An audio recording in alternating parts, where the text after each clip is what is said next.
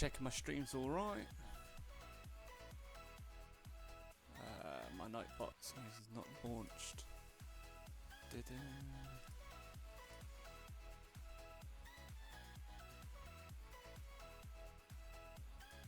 Checking my streams all right. My Nightbot is not launched. Did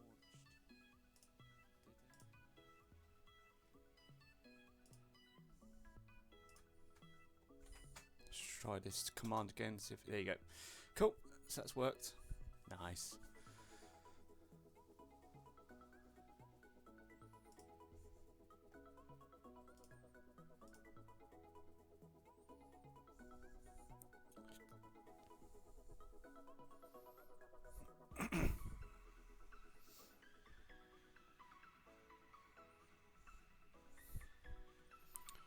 So I'm still working on my Churchill this evening.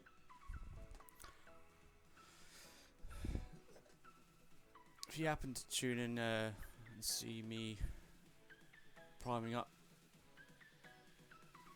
it's kind of nearly ready to paint. I think there's a few areas I need to kind of work on a little bit more, especially the turret, which I'll talk about later on.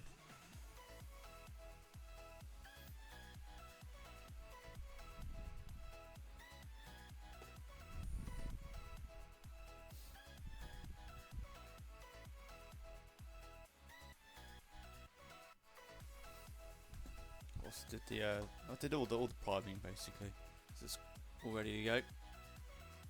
So there's a few things I want to probably fill this evening, and then later on I have to then go over it with filler again before I can put down any base coat colours.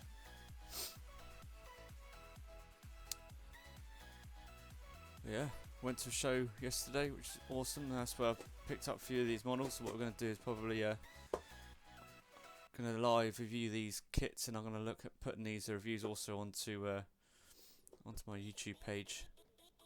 I'm going to try and start doing a lot more reviews of kits I'm going to end up building on the stream.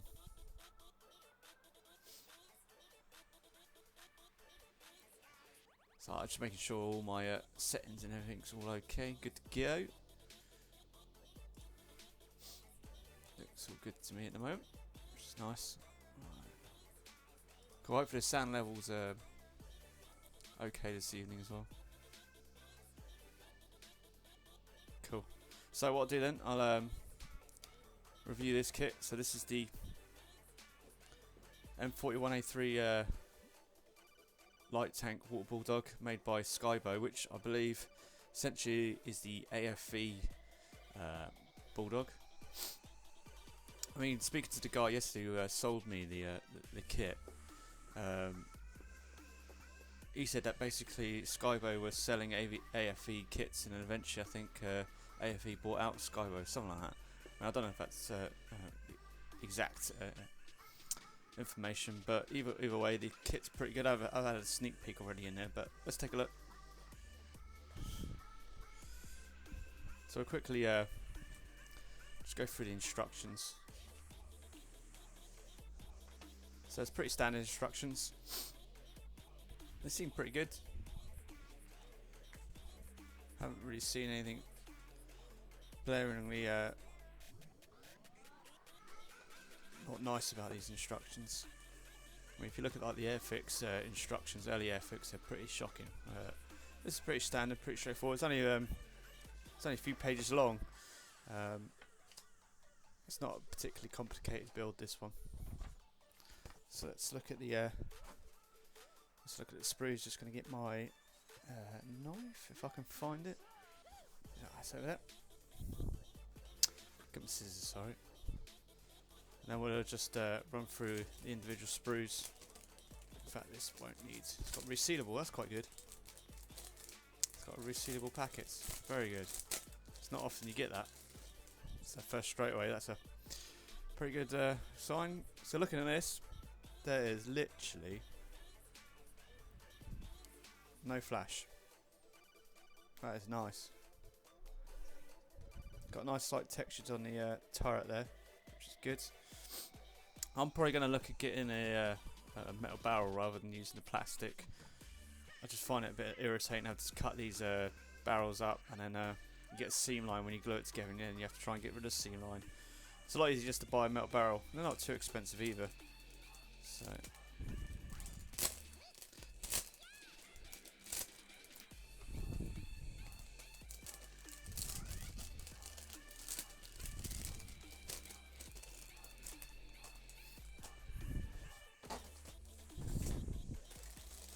So I won't bother opening this one. Just keep it in the packet. You can pretty much see what it's like in it and in the packet. Again, no flash whatsoever. That's awesome. You can get a nice little aerial there, which is cool.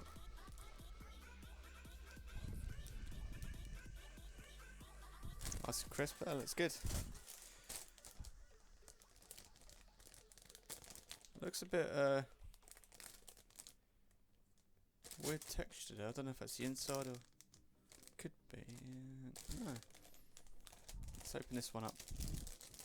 Check it out.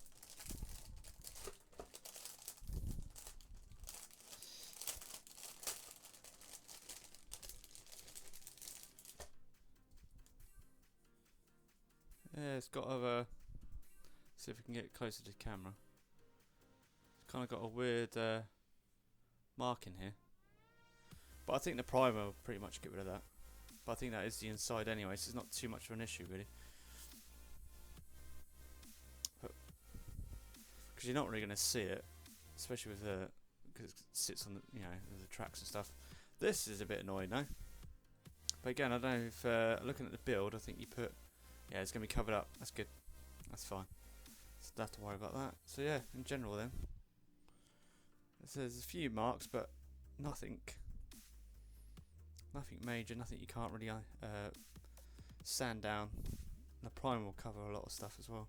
Some good weld marks as well. That's nice bit of detail. I'm happy with that. Hopefully it will build well. Let's try it back in the bag.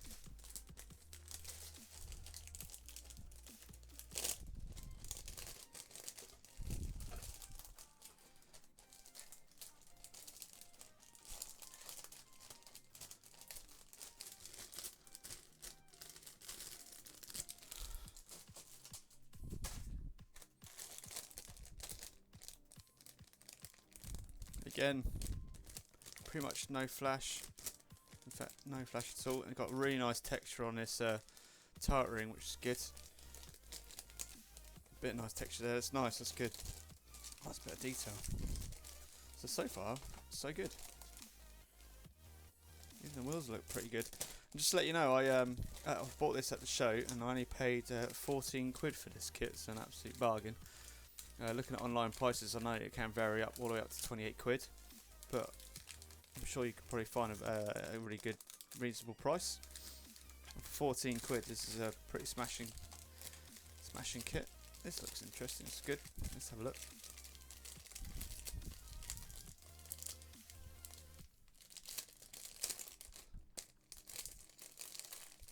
Oh, this is pretty cool. It's got a nice. Basically a rubber for the barrel cover. That's pretty cool. I like that. Going to be able to get a good textured finish on that. It's a nice additive. I think I will put look at buying some aftermarket photo etch. I said the barrels and more likely the tracks as well. And then is decals. Don't look particularly amazing, the decals actually. But I think with the microsole and set, that'd be fine. Seem a bit. It should be fine. Don't know if you can a bit of reflection, but yeah, no, happy with that kit. So it does come obviously with standard rubber tracks, but I don't like rubber tracks at all. So I probably will get the metal tracks, the 3D models tracks normally.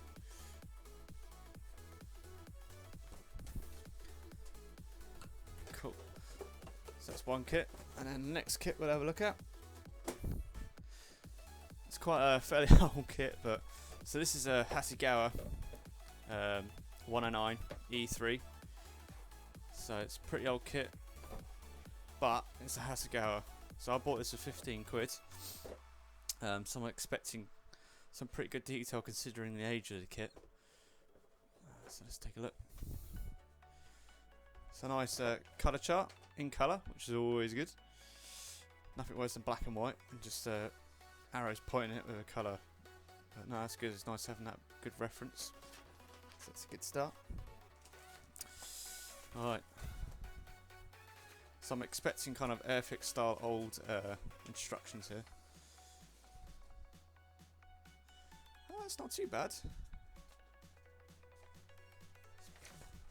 It's kind of fold out.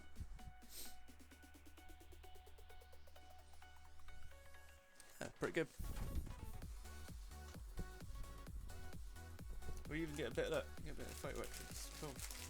So let's undo the bag.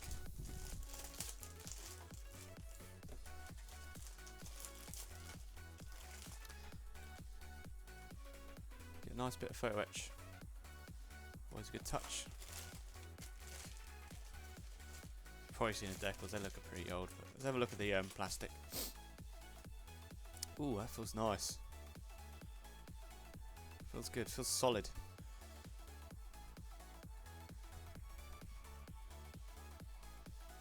And considering the age, there's not too many scratches. Imagine it's been around a bit. But no, that is nice. A little bit of, actually, no flash either. It's good.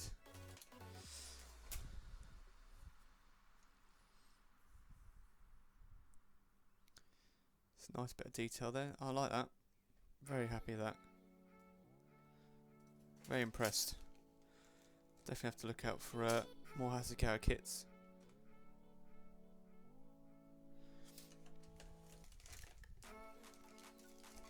Let's get the last sprue. So there's only 3 sprues. It's not particular.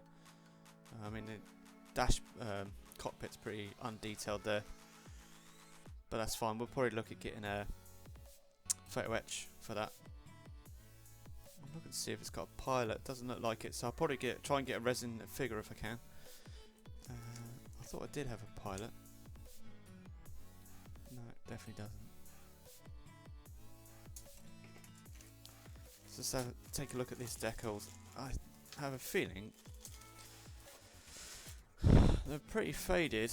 They've got a bit of a yellow well, very yellow tinge to it, but I'll look at some reference photos and see if we can kind of get away with it a bit. See what happens. But overall, I'm really happy with this particular kit. I'm not going to add too much aftermarket gear. I think a nice just photo etched cockpit dials and stuff, and then probably get a resin figure, and then I'm going to do this in flight on stream at some point, so it's something to look forward to.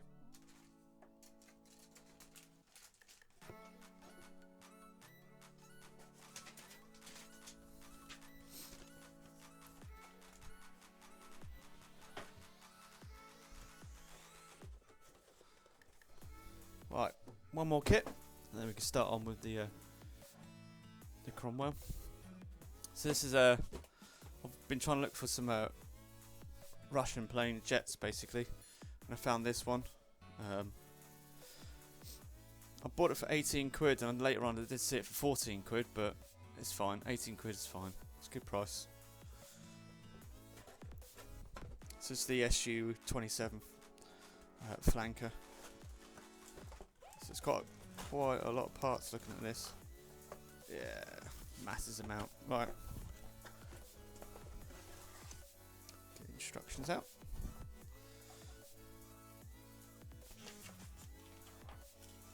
Take a look at that. Decals a bit later.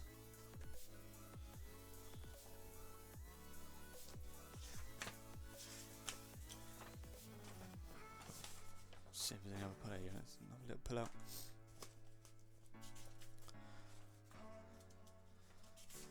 We'll just go through this quickly.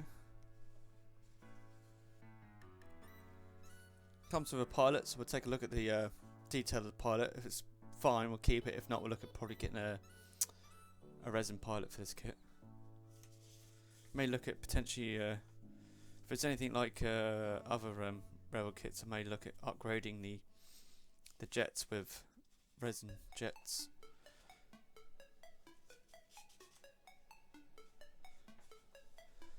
All looks good though, pretty straightforward. Again, shame we didn't have a. No, it doesn't have a colour pull-out, which is a shame. But I'll do plenty of research before the build starts, colours, etc.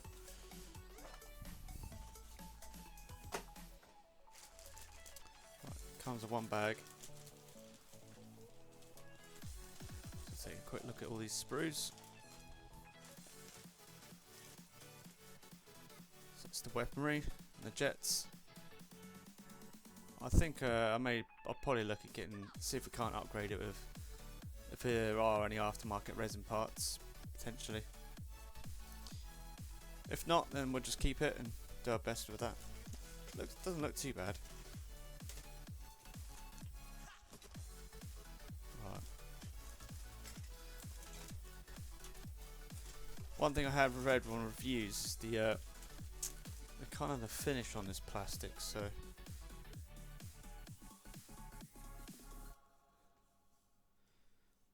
it's not smooth, it's a little bit textured, but it's not like sandpaper or anything. So I think, especially with the this, I use Stynylrez primer, and I find it really gives a nice smooth finish. So I'm feeling with that primer on, it would be fine. Not too much flash. The wings are a bit, kind of got a little, like, I don't know if you can probably see that. Probably can't. But it's kind of got like a weird finish on it. It's smooth, but it's just looks weird. So, but again, the primer will sort that out, no problem. Good. Right, let's look at the A-frame. Yeah, again, same texture. This weird textured feeling. It's not rough, but it's not smooth either. But I think the primer will sort that out. So it's a 1 cm/s scale, so for 1 cm/s modern jets tend to be a good size, which is nice. So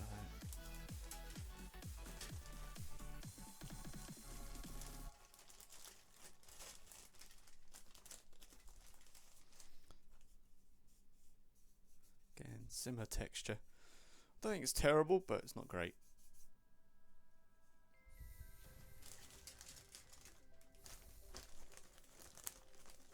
Let's take a quick look at this pilot.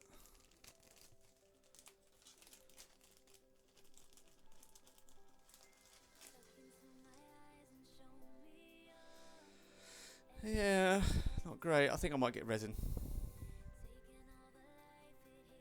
I've put a resin similar character of my other jet I made, so I know you can get plenty of resin kits, fighters. Sorry, so I'll probably get a resin fighter just to give a bit more detail to the character. Right, let's try and put all this back in the bag if we can. If not, we might just have to put it straight in the box. We'll try and get it all in. So that's the 3 kits. I'm quite happy with them.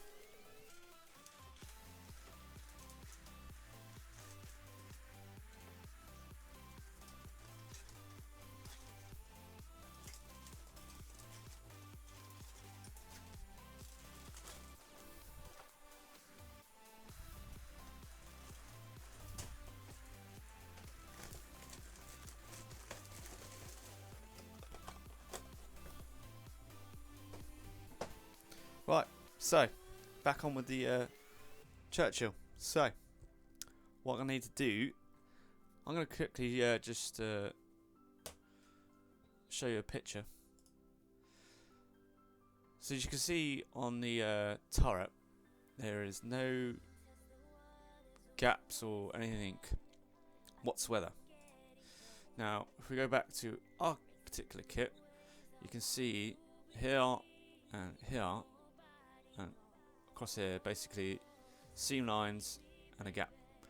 So, other than that, it's a pretty good finish. I've got a little bit more priming to do on some of the metal parts, just on this side. I just missed it a bit. But once we've done sort of these two lines out here, we'll have to reprime anyway, so we'll just go back in and sort out the metal parts. But overall, I'm really happy with this turret. So what we'll do, we'll get a filler.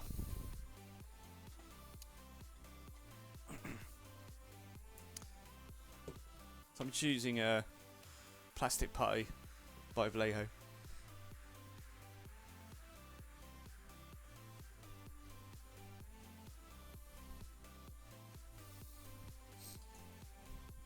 Get my little, I think it's from my wife's makeup kit, if I remember rightly, for her nails or something like that. But it works perfectly as for this particular job at filling in. So what we're going to do with this gap here, we're just going to fill in with some of this, and once it dries you can kind of just scrape away a little bit. So I'll do that first. Just pull away the dry bits from the top of the just get in there. I'm going to use the you'll see in a minute, I use the kind of the tool to spread it.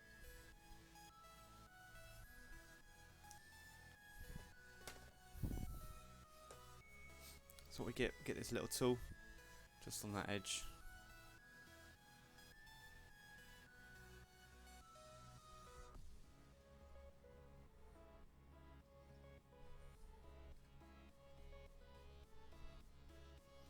Just scrape it along like that. Gets a bit of tissue, wipe off the excess, sorry, not access. Okay, just go along the top, take off the excess.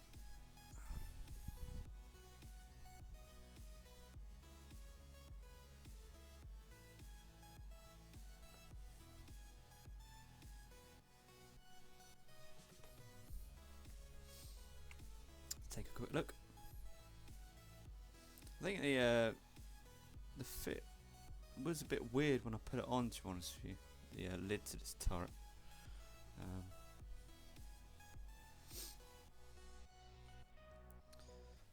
So these particular seam lines here are going to have to be sanded off, and the top bit here. So while that filler sets in a little bit, I'll have to give it 24 hours because it tends to sink a little bit. We're just going to take our mini standing stick now. Probably going to use the harsh side first, and you'll be able to see how this particular primer, which is Stoneris, how it sands. You can see it doesn't really peel, which is nice.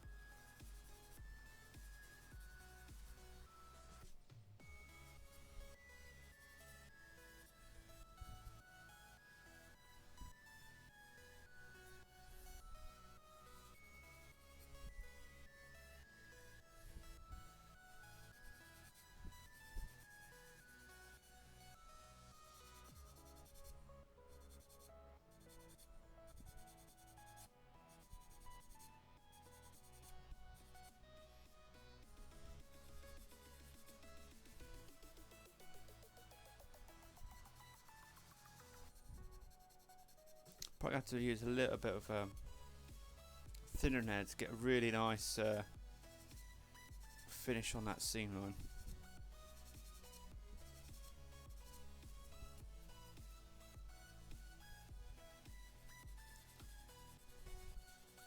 It's this sort of work that really changes your kit from just being a standard kit to being kind of a little bit more highly detailed and accurate almost. Because if I just left this this seam line here, it just would not look right, and it would irritate and bother me. So it's just worth putting that extra bit of effort into your kits just to bring out the more detail and the better look. So what I'm going to have to do is definitely going to have to look at just doing a bit of filler on that now. I've taken most of that away. That's just going to give us a really good finish there, rather than having this kind of a gap there I've created. So again, just doing the other side. I'm using a finer grit rather than the coarse grit. As you can see, the primer doesn't really, it's not rolling up. I used to use Vallejo primer quite a lot, and that tended to roll quite a bit. But this is brilliant stuff. I forgot to read those. There's the decals for the SG-27.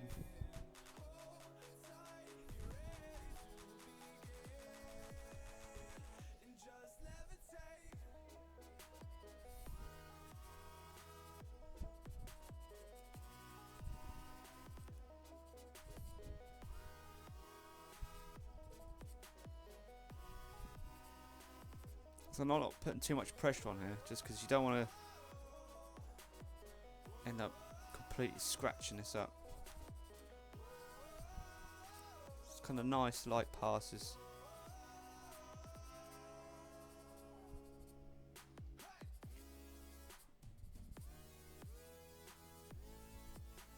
Just keep checking it every now and again to make sure you're not going too far with it.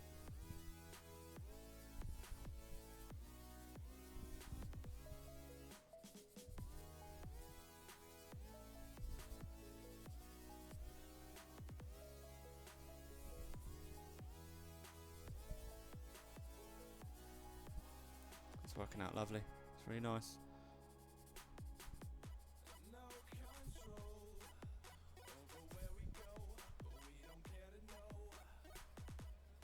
That one, this particular seam, I probably won't have to put any filler in, whereas this other one is a little bit, just sunk a little bit.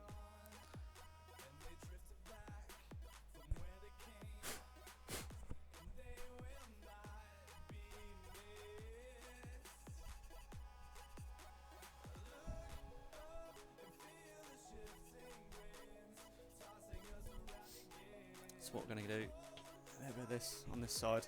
And I'm going to have to let this completely dry off before I can sand it. Which means I probably can't finish this off till tomorrow.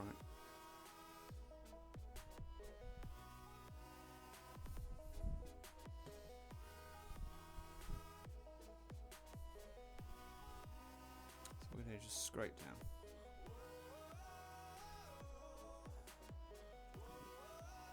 It's going to end up just sitting in the raised bit. So when I come to sanding it, I'm just going to leave a nice smooth finish.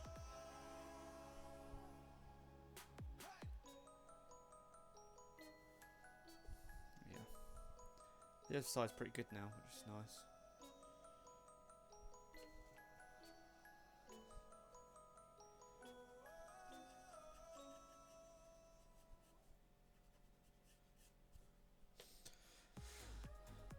So I'm much happier with that now.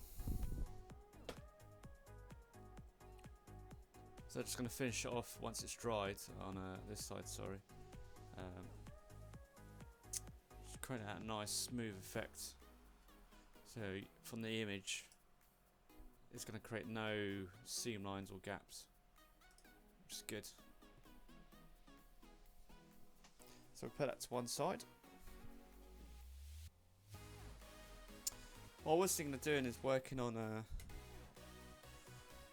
the exhaust first. So I've got a certain technique of how I work with exhausts and tracks and anything kind of metal that tends to rust quite a bit. I've come up with, well, it's just the way I like doing it. Not saying it's going to be the best or the ultimate way, but it takes a while because it uses a lot of oil technique, but be good. So we're going to start off with that first.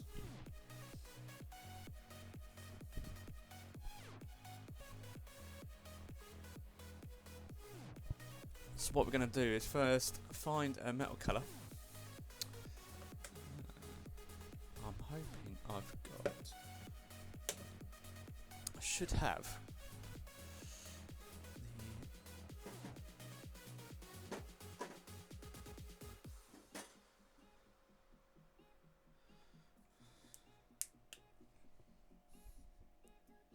I think the colour I'm going to use is probably going to use dark. I'm thinking about dark iron.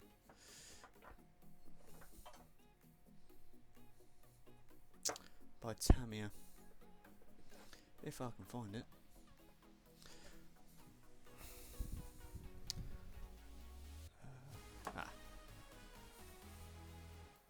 There you go. Give that a good shake.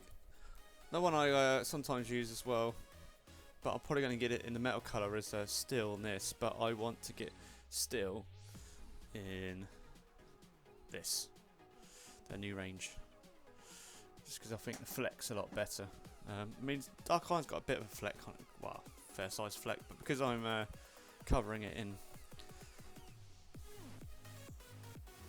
oils and washes and stuff, you're not really going to notice it. Let's give that a good shake. So let's get the airbrush.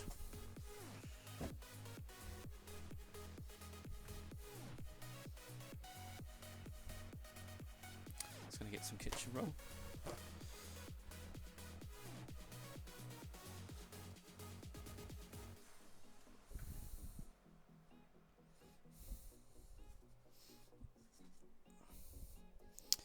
Get my airbrush out. So I'm using the Arnold Steenbeck Evo. Really nice brush.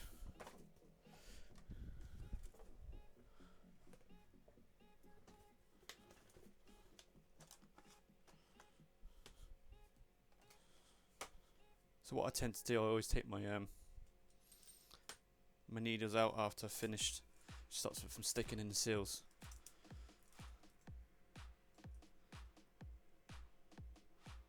So I've got two needles. One's a better condition than the other one, so I just make sure I get the right one.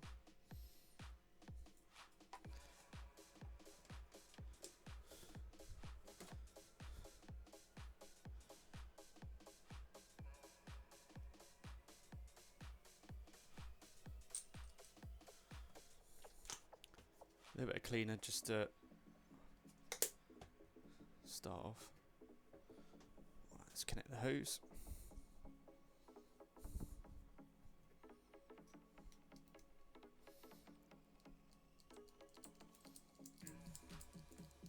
Just making sure it's not getting stuck on the seals inside. It feels pretty good.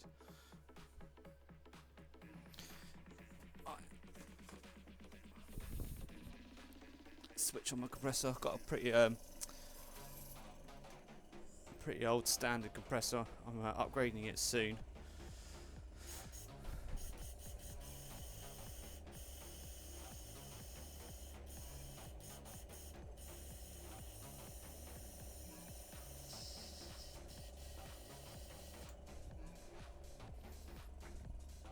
So what we're going to do, we're going to get some Tamiya thinner first. So we're not going to need a lot because it's only a small part of this exhaust.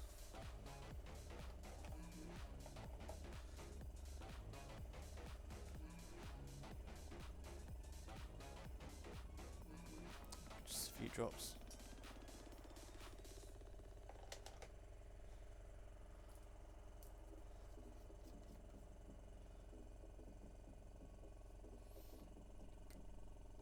Just a few drops of this, we don't need a lot.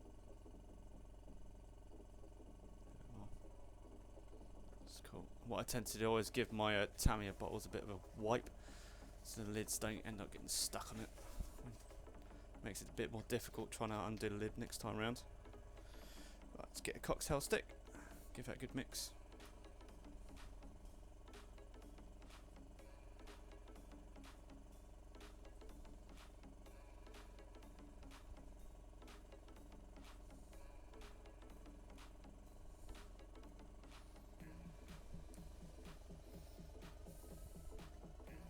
Let's do some test blasts.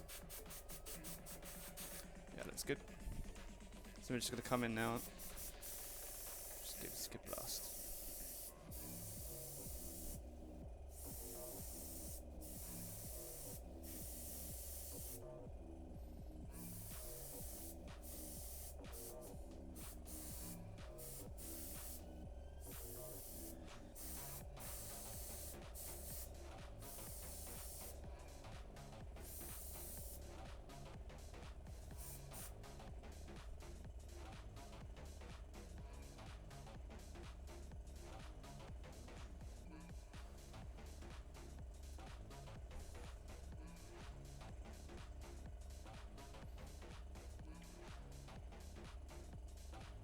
Okay, hopefully I'm let me know if I'm any louder now. I'll just put it up a little bit.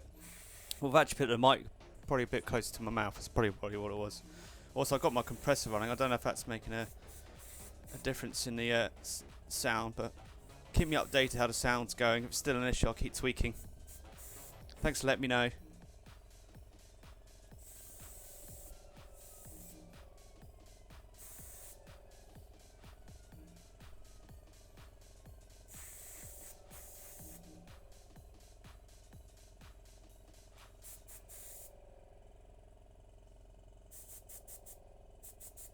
Right, that looks pretty good. So what I'm going to do now is just put that to one side, let it dry. And then just clean this airbrush out. So what I normally do, I use water first, just because obviously it's free and cheap, rather than filling it up with loads of airbrush cleaner that costs a lot of money.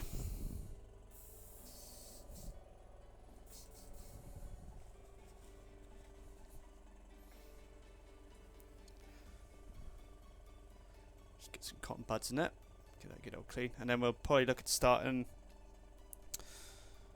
with the base colours for the main holes.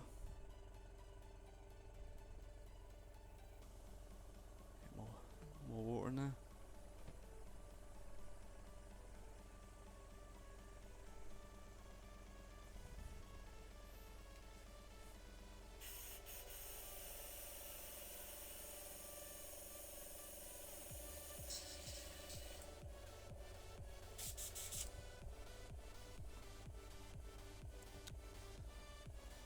You have to really clean out your airbrush quite well once after using things like dark eye instead of fleck. That's what I do. I give it a good blast of water, then I'll put some Vallejo airbrush cleaner into it, just to make sure I don't get much fleck when I come to doing the green. A bit more water.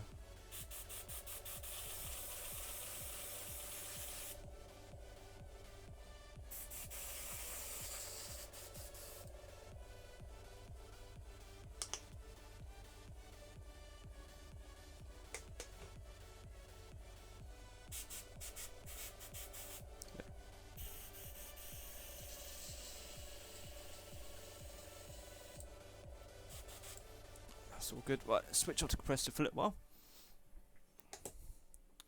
Already set up for the next colour.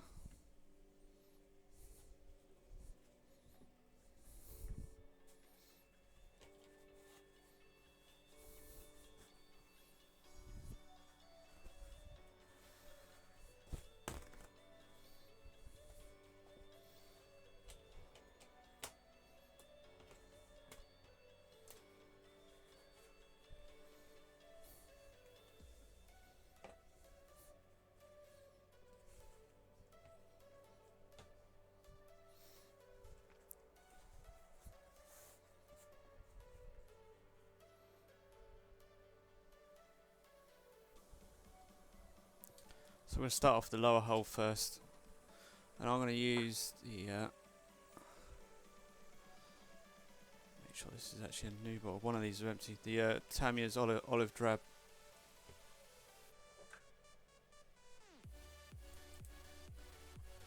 Yeah, it's empty. It's definitely not that one. Let's put that in the bin. Just shake this up.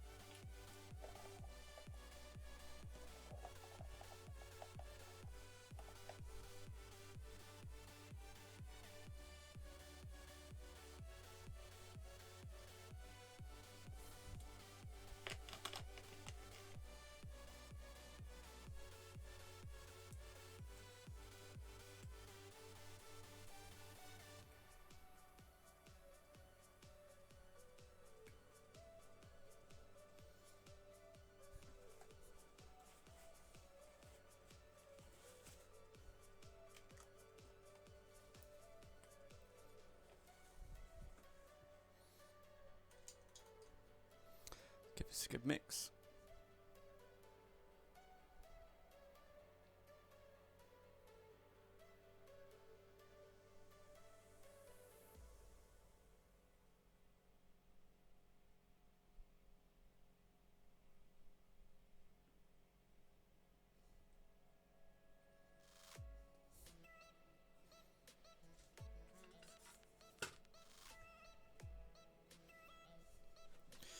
Right, let's turn the compressor back on.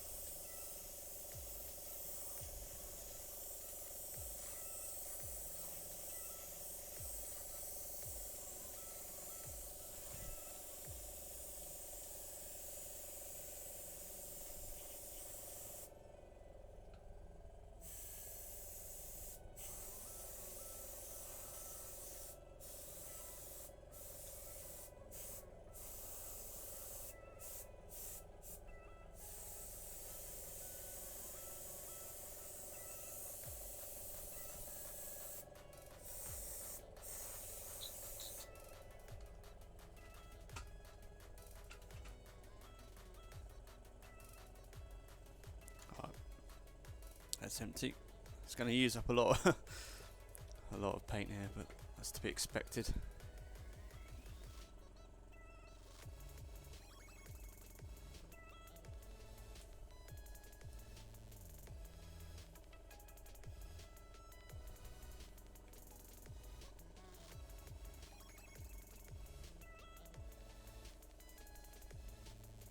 So I don't want to leave the lid, although I'm using this all the time, I don't want to leave the lid off. I know what I'm like, I'll only spill it everywhere.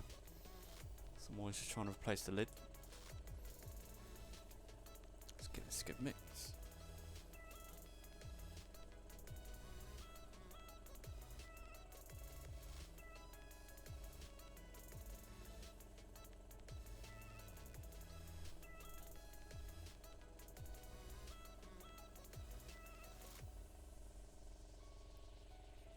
Is my mic level still okay?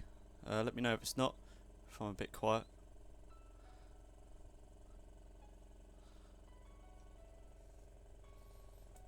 Oh. Test sprays, yeah, it's fine.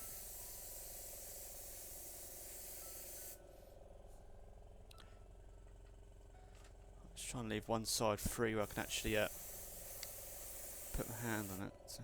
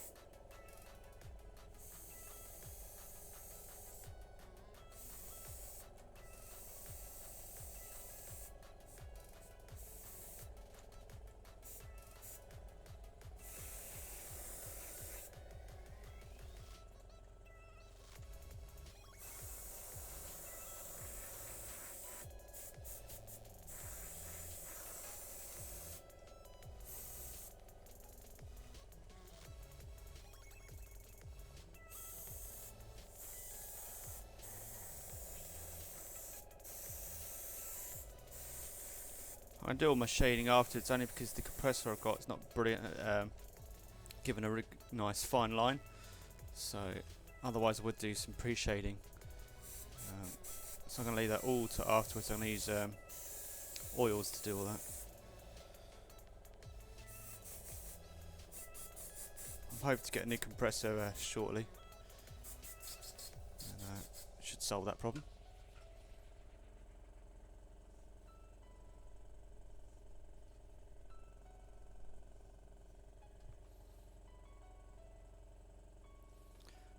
Let's have a look. Quick look at my levels.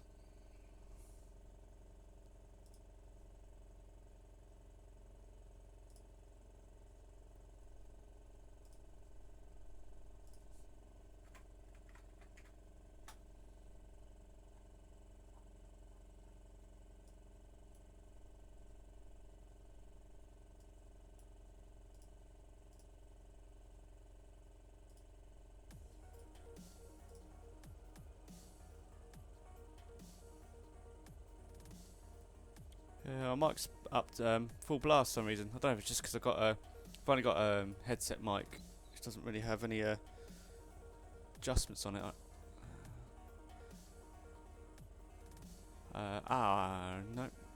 No, it's all full blast on OBS as well. So unfortunately, that's as high as I can go level-wise.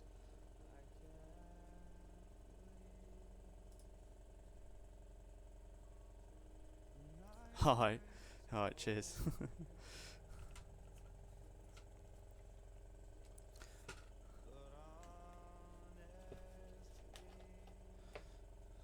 Actually, I've still got plenty left in the syringe.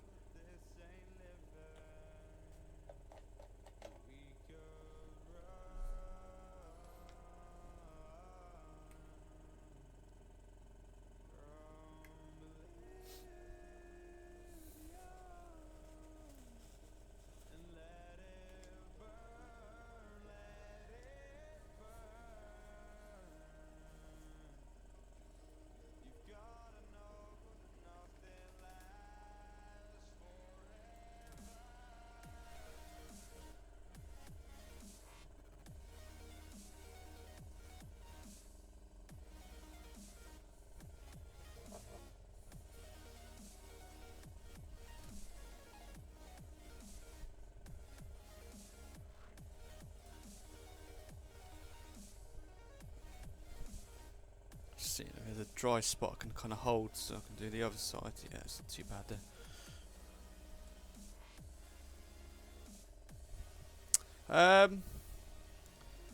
I've got a point on my cup that I know how much thinner to put in. If I was to guess, it would probably be about, I'd say 30% thinner, 70% paint. I mean, some people say 50-50, but I find that it tends to be a bit too watery. So I go a little bit thicker.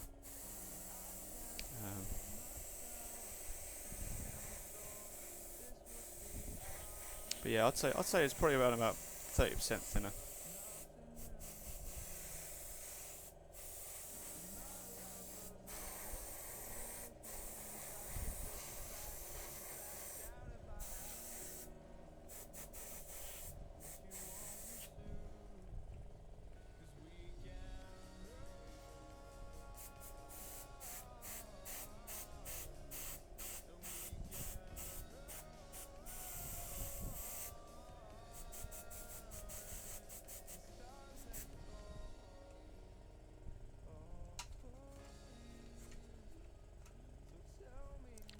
Hold it. There you go.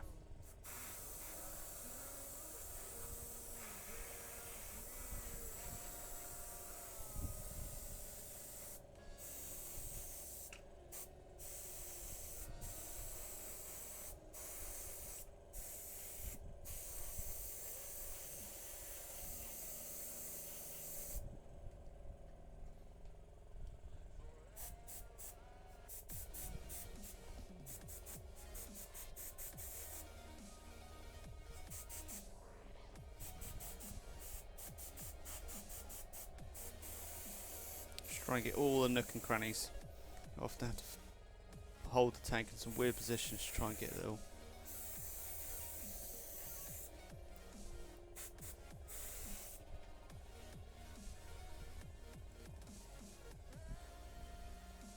Just checking the coverage of it all.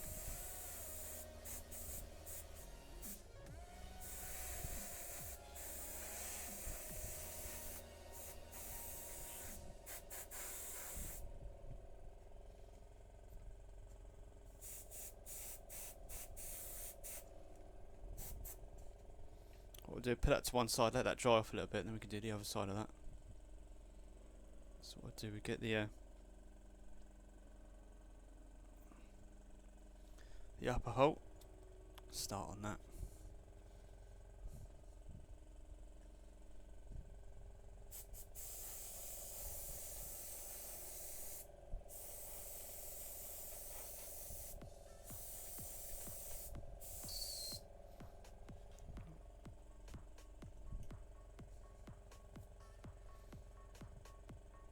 Should just be enough in there.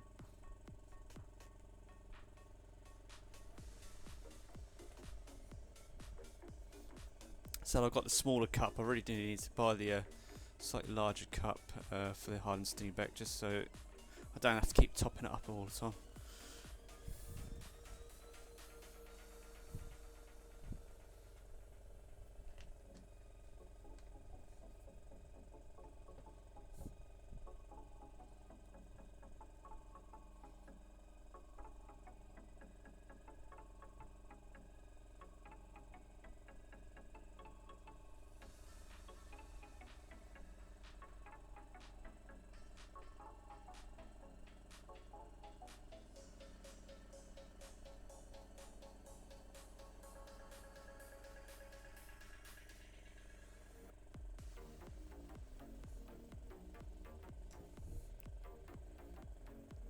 Let's give that a quick test spray.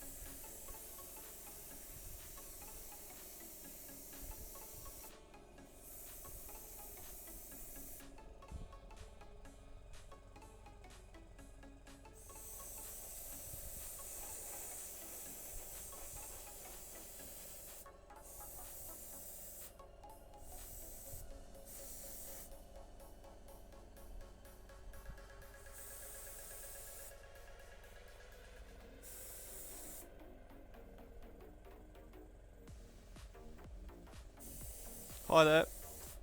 Hope your evening's going well.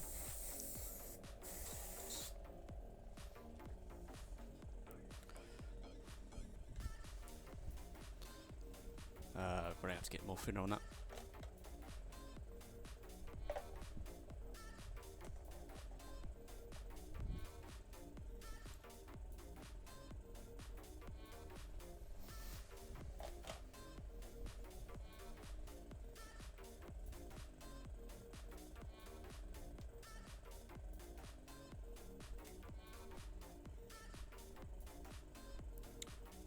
I'm hoping that one bottle's going to be enough to do this. Probably not.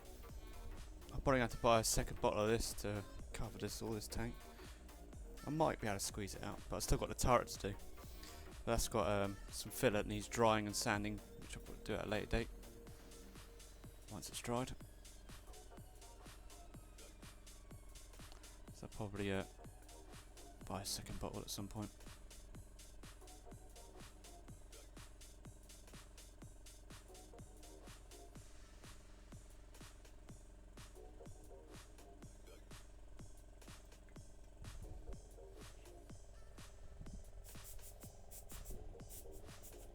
That's good.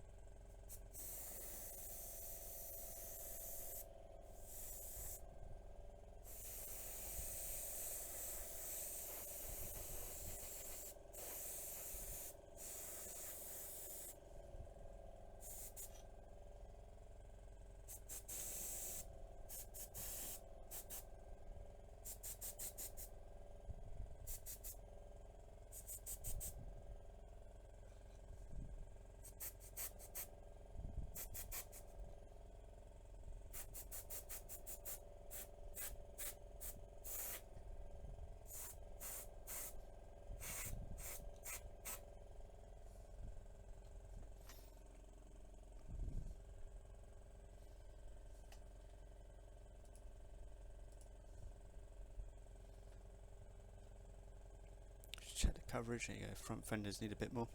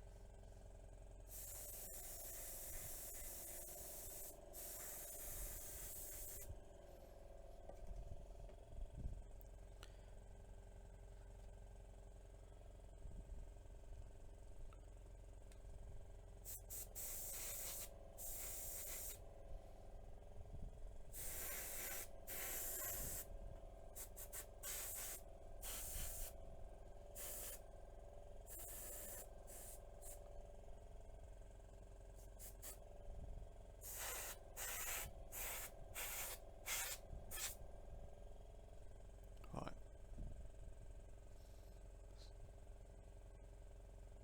It's pretty good. Set that side to dry. So I'm gonna leave the turret because I'll show you. I've got it's got some filler. I'm waiting for it to dry, and I'll sand back a little bit, and then I'll put the base coat down. Just actually now I've got a small couple of small parts. I'll do that, and the tools I'll do that as well. Let's give that a quick going over. So this is just the exhaust cover. And I'm going to run out there. Put a tad more paint in.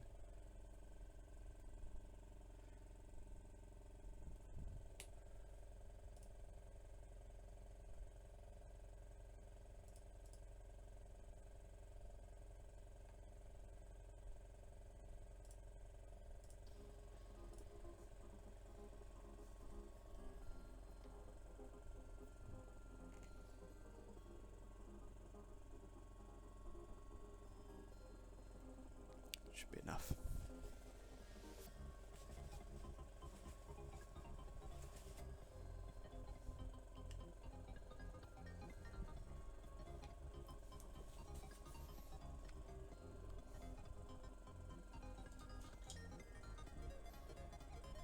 Have a quick stir.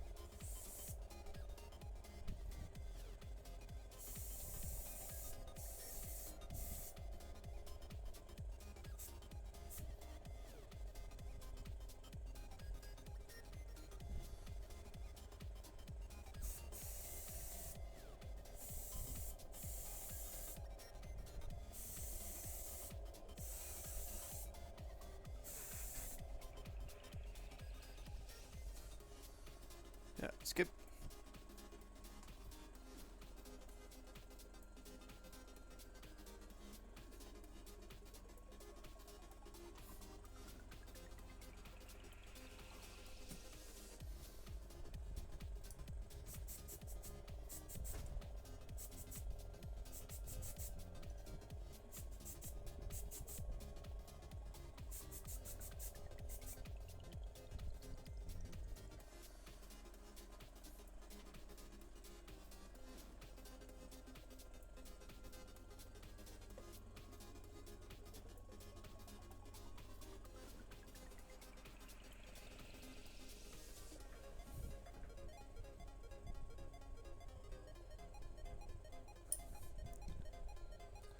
I think I might just have to get some tweezers on this one.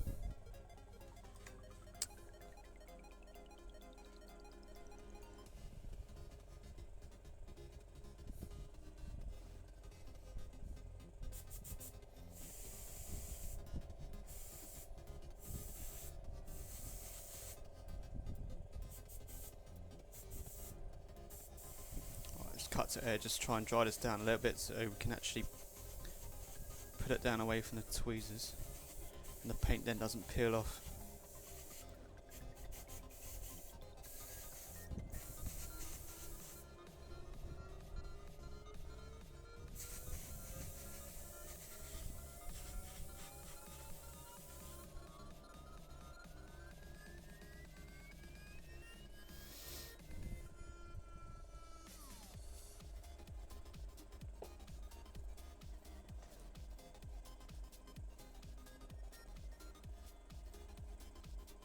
Right, that's all the olive drab for now.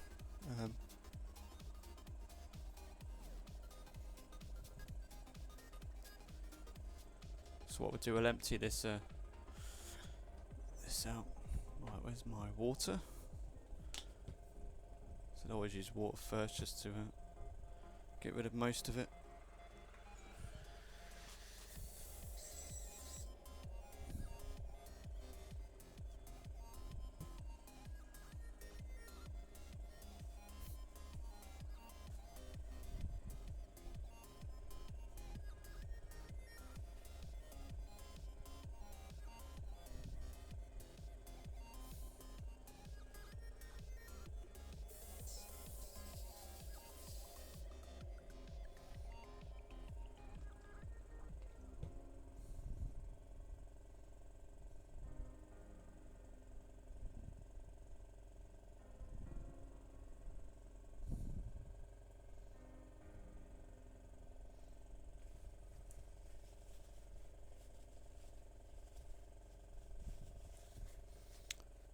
So once this is clean, I'm going to move on to doing the first layer of the exhaust, giving the rust effect. So I'm using oils, so it's going to take quite a few days to do all the layers, but it really does give it a nice effect. So I'll run through the first layer. Let's give this airbrush a good clean first.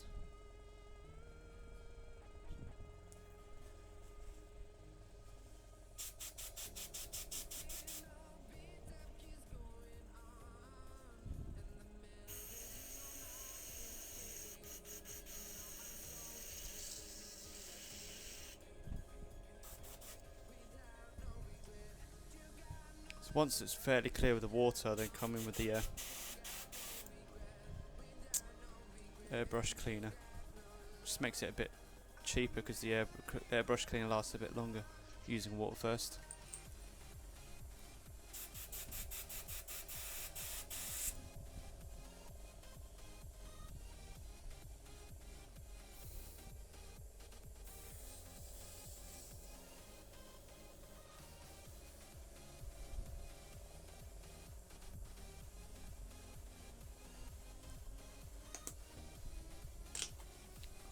Get the airbrush cleaner in that.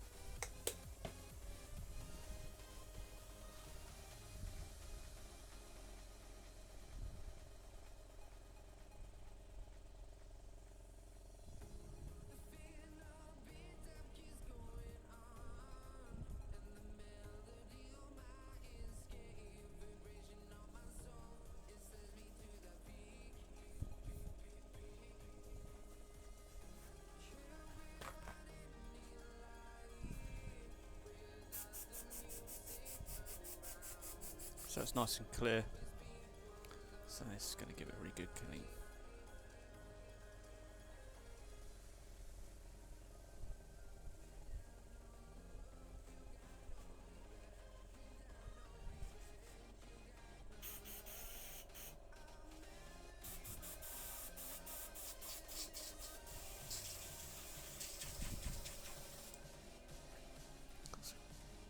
Turn the compressor off.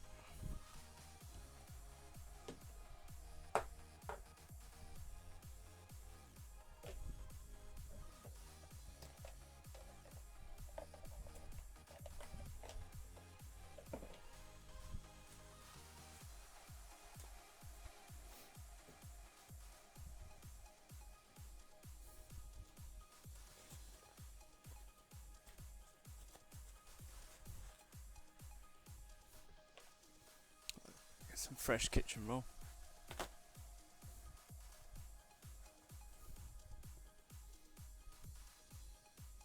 Bring back the exhaust. Then what I'm going to do. So the first layer I use is just a bit of a. I just use this sort of burnt umber. Just try and find my mixing palette.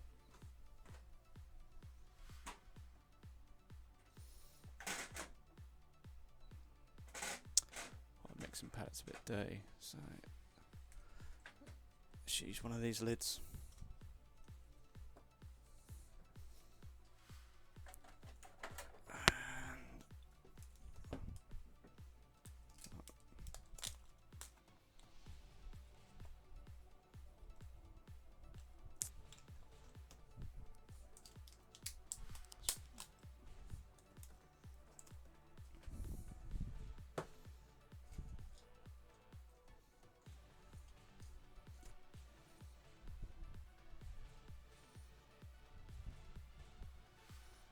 That's my bit of wood. Sorry, not wood. Bit of cardboard.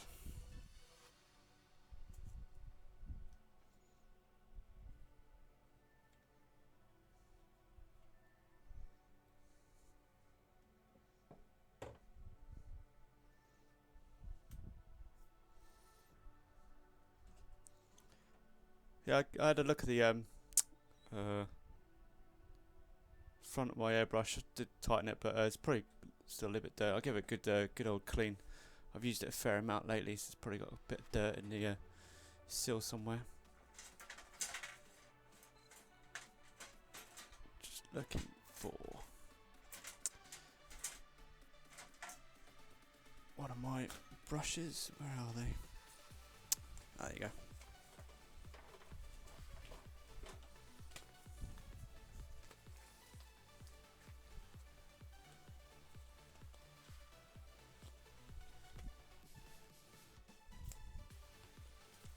That'll do.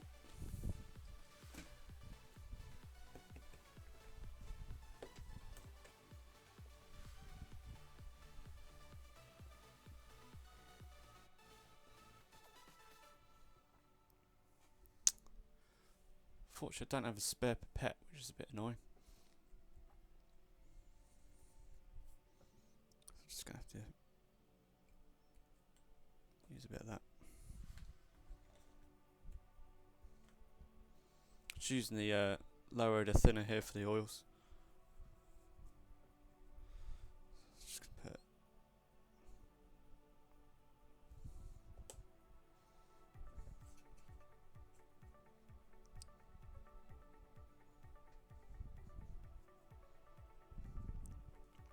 let's give that a good mix.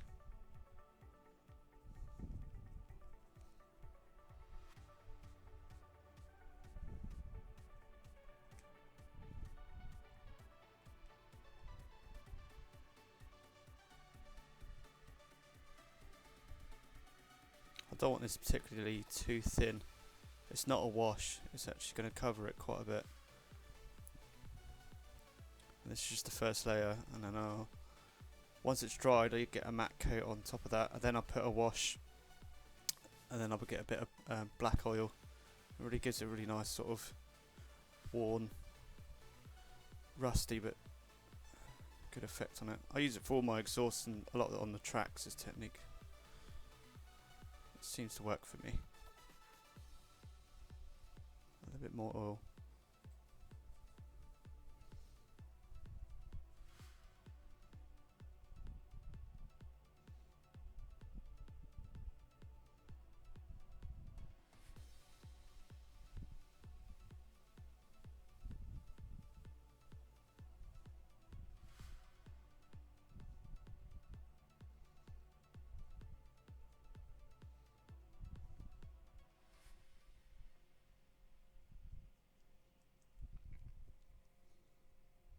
Should be about right.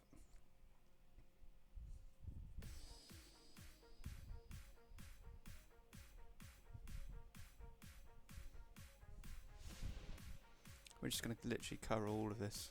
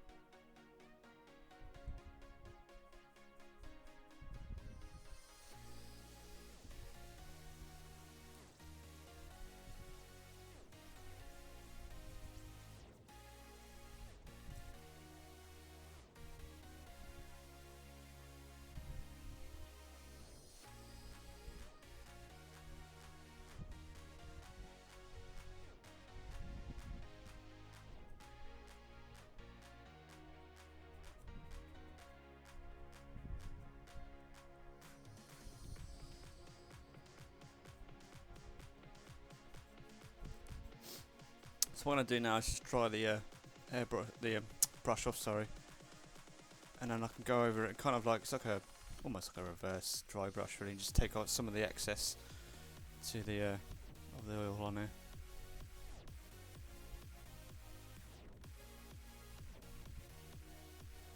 Just allows still some of that darker iron to come through a bit.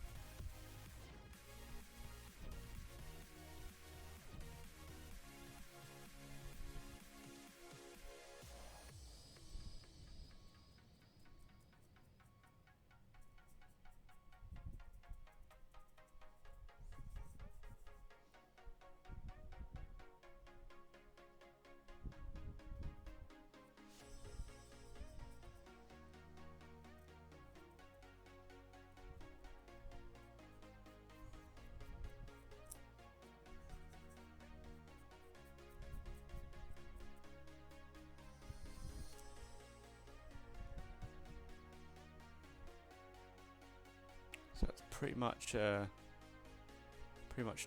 So what I'm going to do, let that, well, being oil, it's going to take quite a number of days. But once it's dried, I'll then give it a matte coat.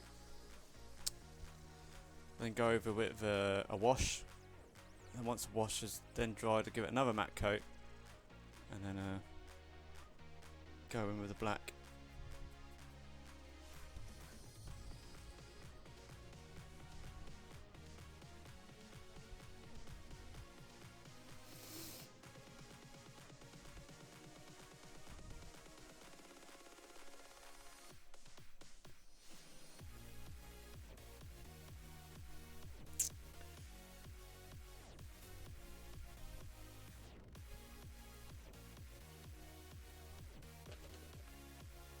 Put that to one side.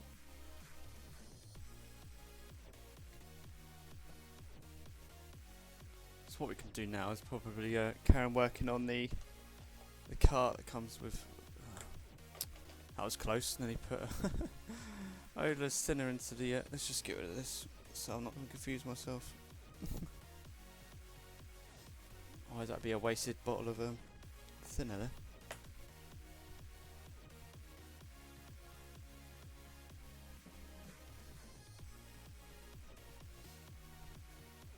I think I'll clean this. Clean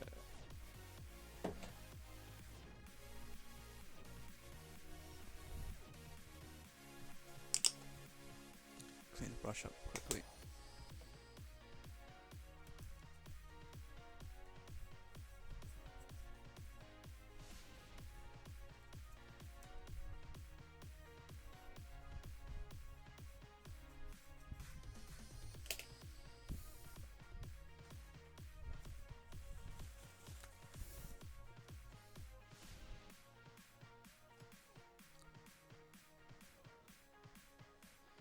Been working on the cart, so I just need to finish it off.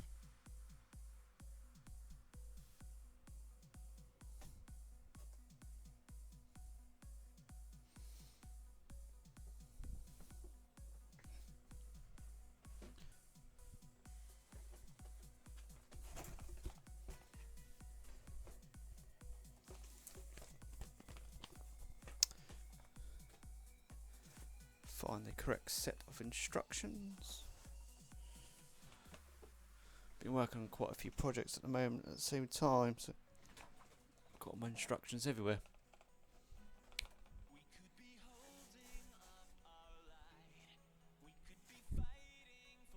There you go.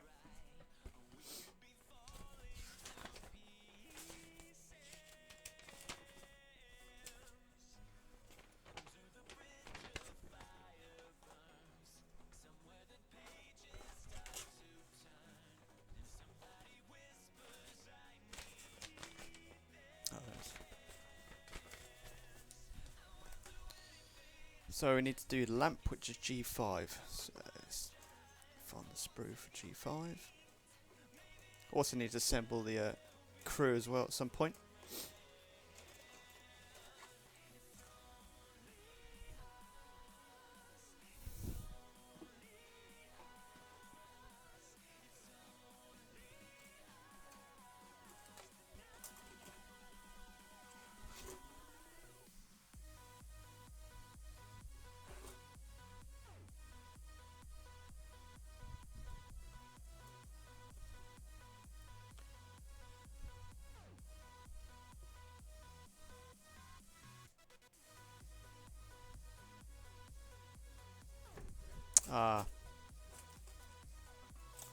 One of it would be. So the lantern is obviously on the clear plastic.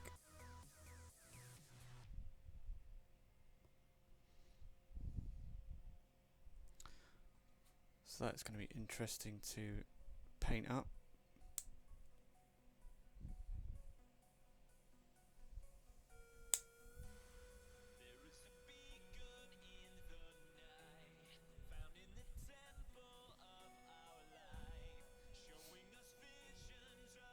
And then we got basically a number of bottles here as well.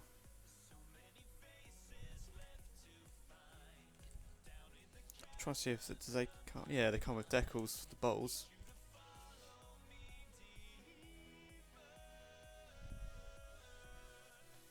Ah, okay.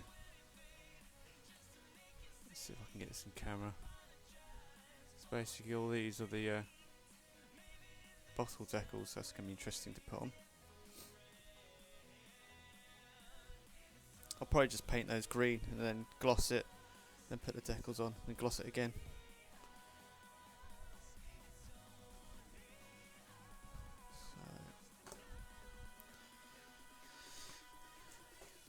So F10 for the basket. There you go.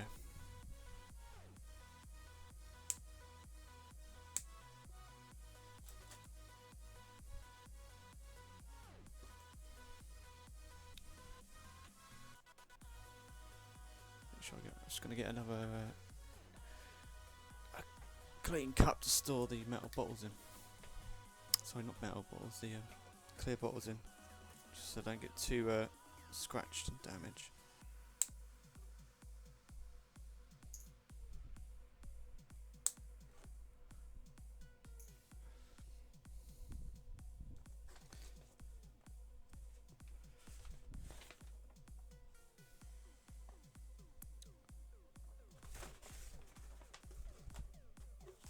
Just seeing how many bottles. I probably would do all bottles just for now and then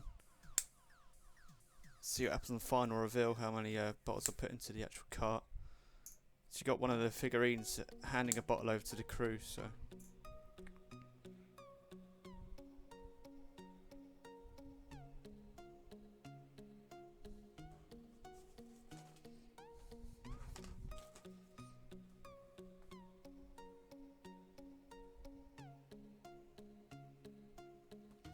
yeah, that'd be good. And then you can kind of create a nice community, having more scale models on Twitch. I've seen quite a few on YouTube. I'm always streaming games quite a bit on Twitch, but not really getting anywhere. So I thought I'd do stream my other passion. Seeing that Twitch had a creative section, so I thought I'd give it a go.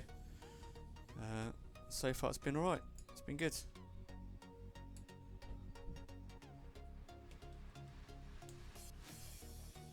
So I'm hoping to have also on the Twitch sort of creative homepage. If you get enough community, you can then have your own section for scale modelling, which would be good. It'd be a lot easier for people to actually find your page on Twitch. I think it's going to be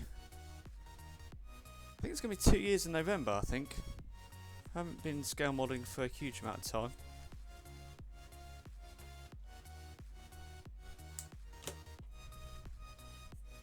How long have you been modelling for?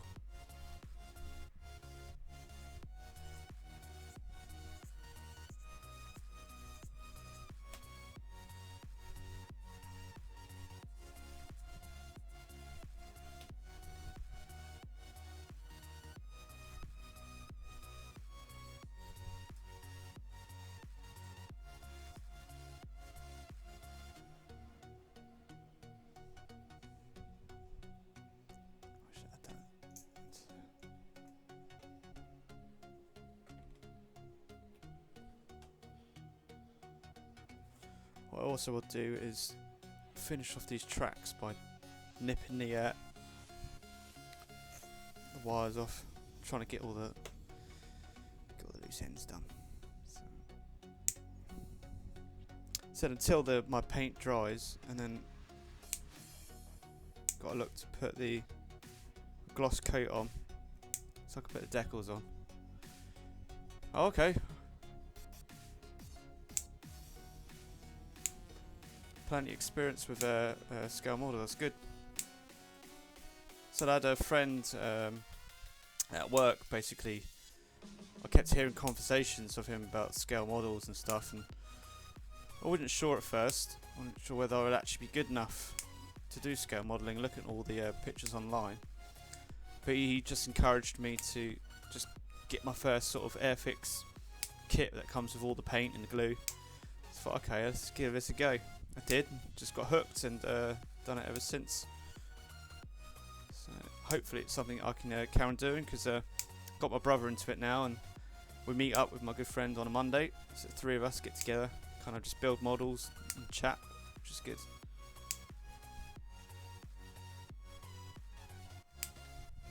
So what sort of models do you prefer building? As it's kind of planes, tanks, World War II, one?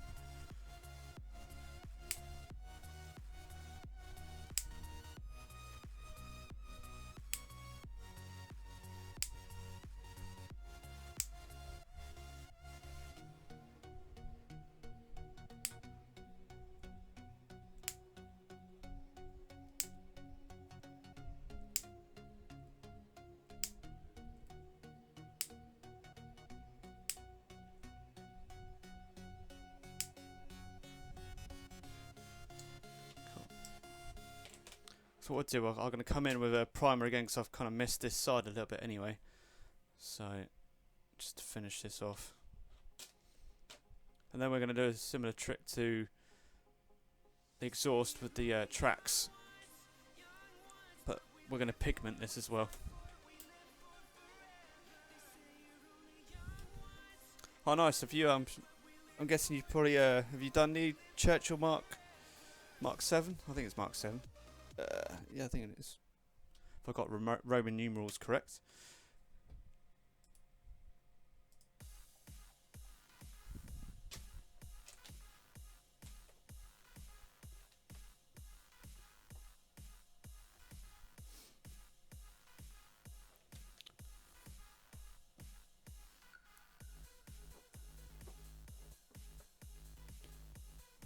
Let's finish off these cables as well. Just do all the little jobs just to tidy up, just while we're... I'll see if I've got time to try and give my holes a gloss coat if I can, to then be able to put the decals on.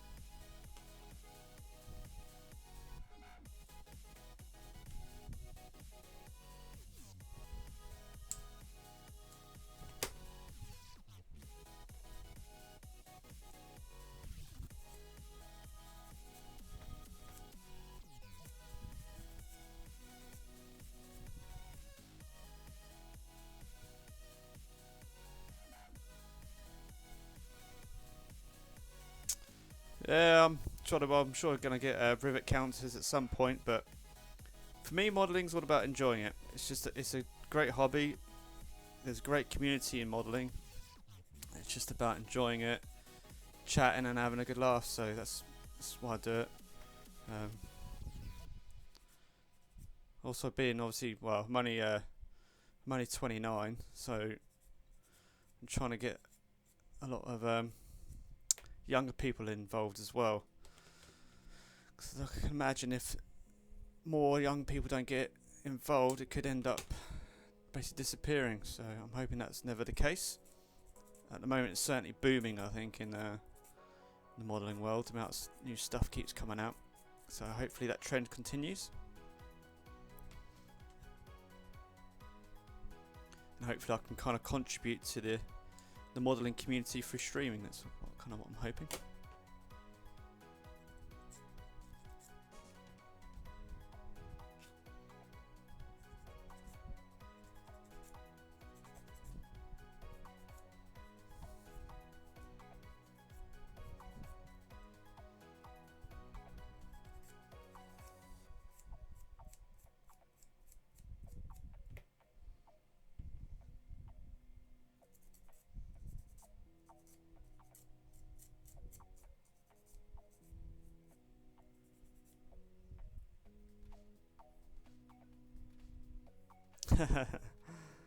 Well, I'm benefiting from from that, so that's good. I like it.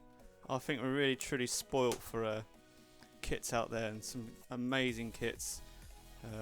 Takum and Meng are absolutely leaping forward with their kits. Really do want to do a Ming or a Takum kit. I'm hearing so many great things about them.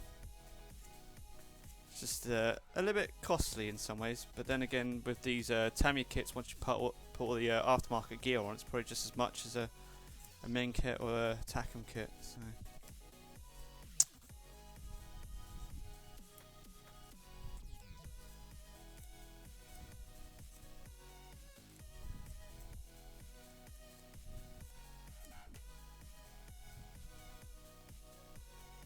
That's done. Let's do the next one.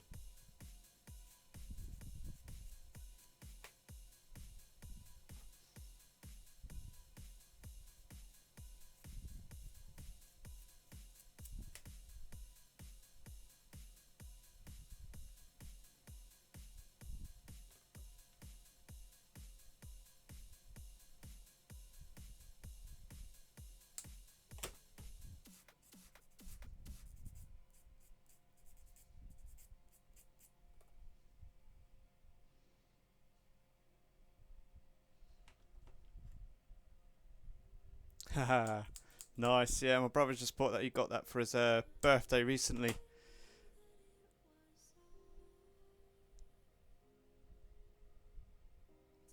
So it looks like an absolute epic kit. The size and the amount of sprues and parts and stuff does look like an awesome kit. I think I was looking at the Takum's AMX 1375. Wouldn't mind doing that. That looks quite a cool kit. I do like the French light tanks. They look pretty cool.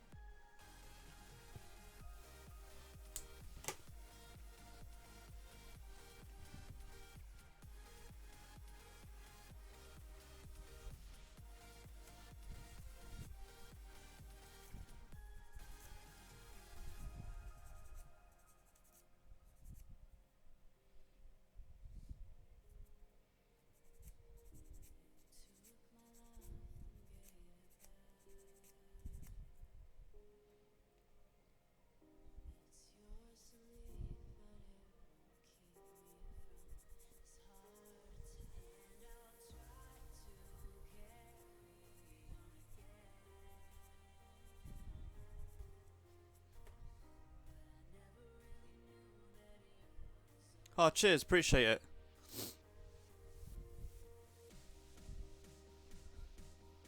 Said some of those are quite early on models, especially that little. I think it was 1/72 armoured car. But the more recent one was the Sherman Firefly, which I was really happy with. Apart from the suspension, which was a bit of a pain to put together as a Dragon kit. Yeah, really happy with that kit.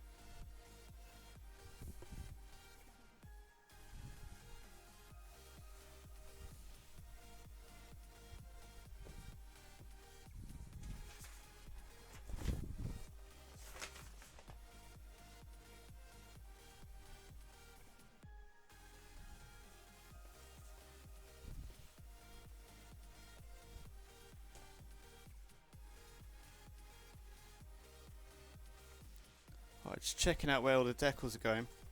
Can't do the turret decals because I'm just waiting for that filler to dry.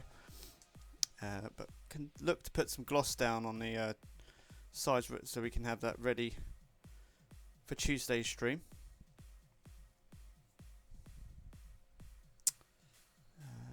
Yeah, let's do that. Let's put some gloss down.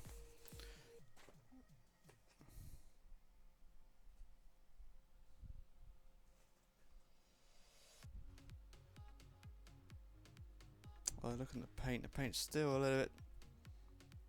I might have to leave that till Monday. I'll probably gloss that Monday. Looking at the paint, still fragile, just to give me that 24 hours drying time.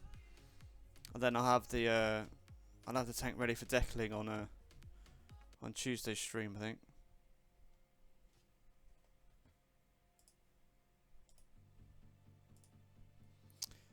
So, trying to think what else we can do to this kit. Unfortunately, because I'm waiting for everything to dry.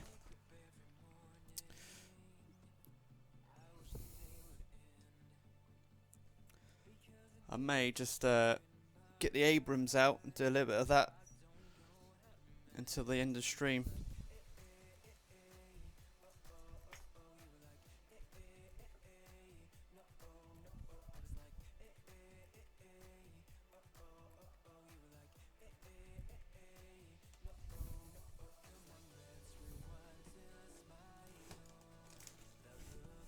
It's always good to have a couple of models on the go, just so while you're waiting for one to dry, you kind of got another one. Yeah, no, that's why I looked at it. I'm not even going to I'm not going to rush it just because obviously of streaming. I'd rather just get on with another kit while I wait for that to dry. So it'll be ready for Tuesday's stream for decaling.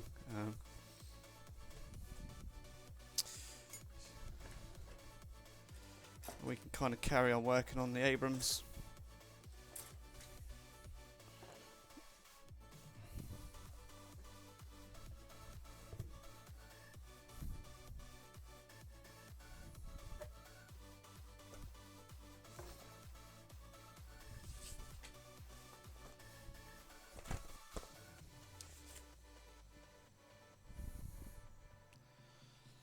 So, if I remember rightly, I was on the working on the turret.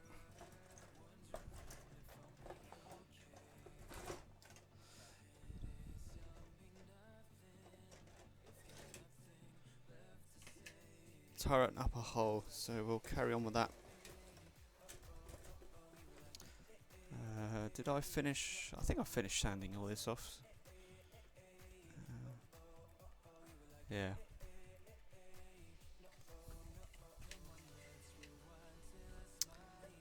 So let's get D26. It's J, A,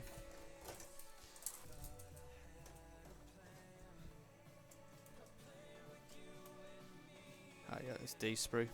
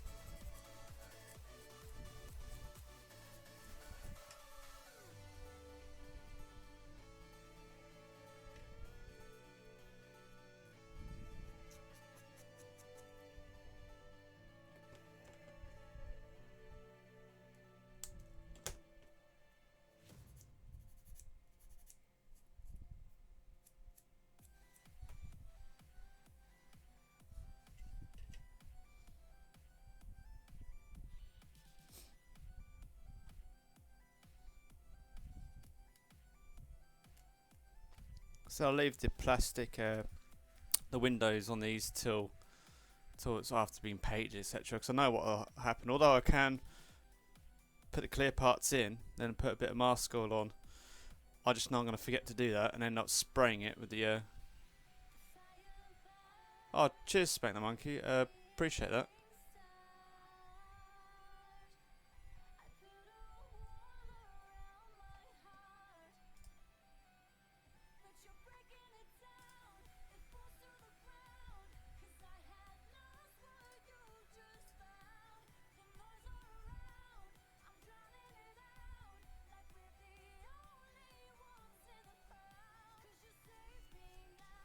Oh, yeah.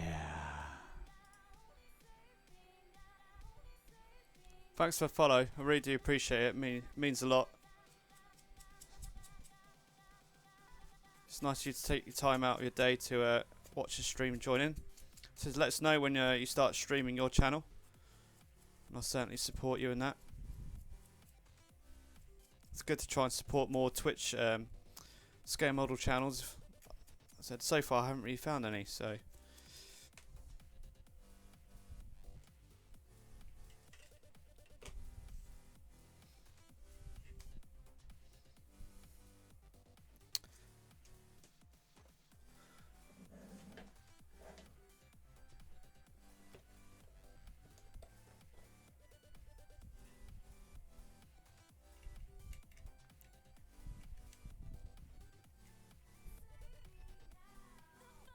Yeah, it's got a bit of quite a bit of flash on this little part. So the fit's not brilliant. Let's try and get rid of that.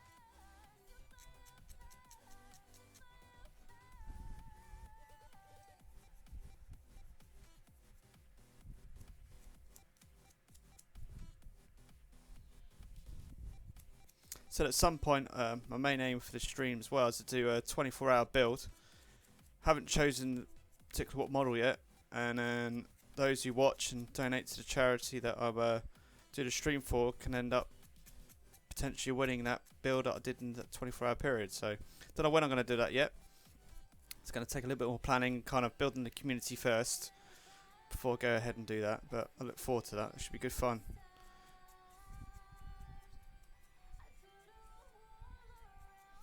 So I'm not too sure. I've just got to try and get a model that I can actually build within 24 hours, including all the drying times. So that's going to be the tricky part.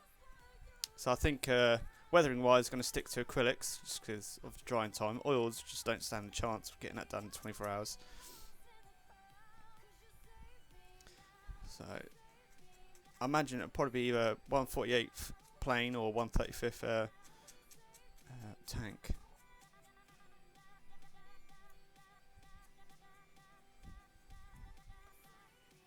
Let's check that fit again.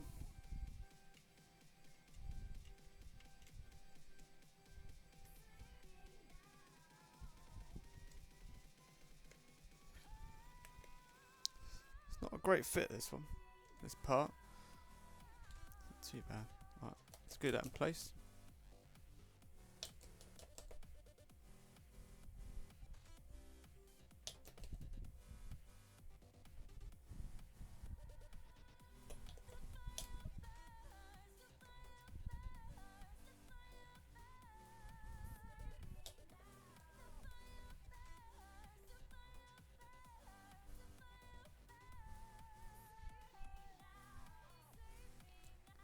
Okay, yeah.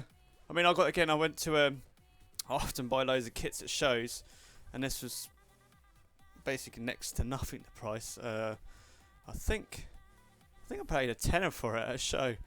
So, and I wanted to try and do a bit more. I've done a T62, but I wanted to do a bit more modern armor. So I picked this one. I'd like to do a chieftain as well at some point.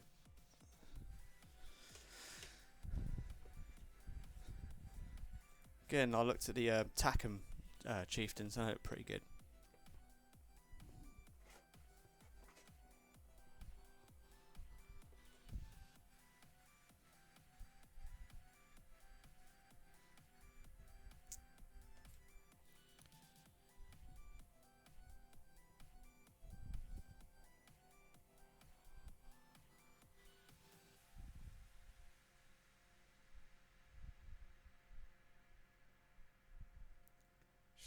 part D16.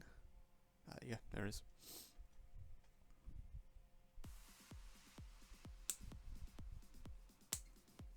I do like model shows. You do get a lot of good bargains out there.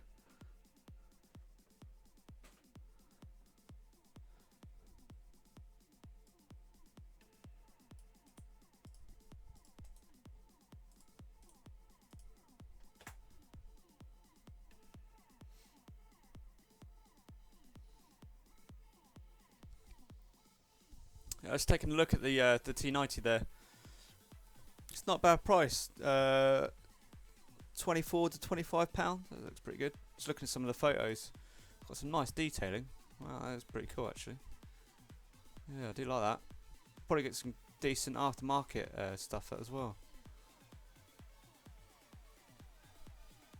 Nice. I'll put that on my list of tanks I want to build.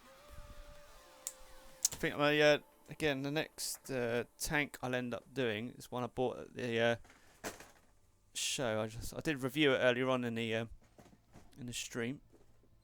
I'll dig it out. It's this one,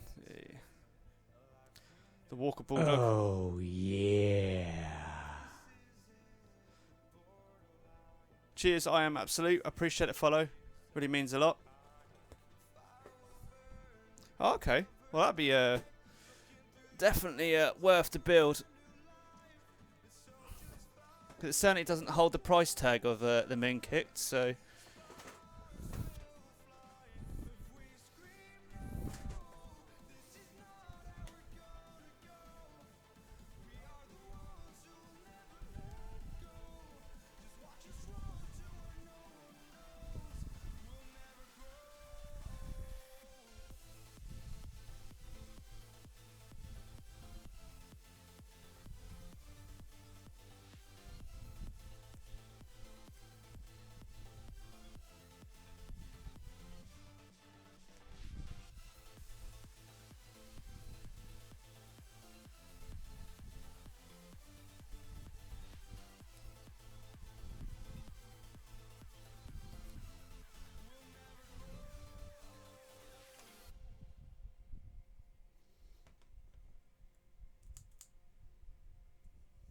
Yeah, no, I'm definitely intrigued in that. At 25 quid, if it's got like sort of Meng detail, that's brilliant.